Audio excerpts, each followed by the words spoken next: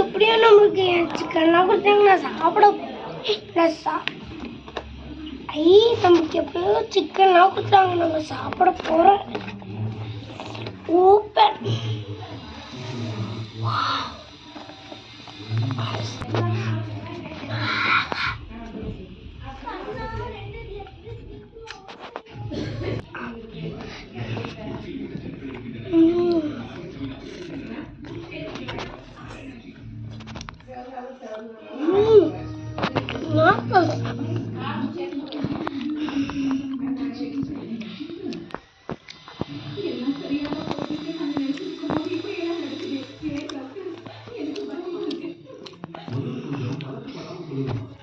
நீங்க இவ்வளவு பயப்படுற அளவுக்கு அப்படி என்ன மாதிரி நடந்திருக்காங்க?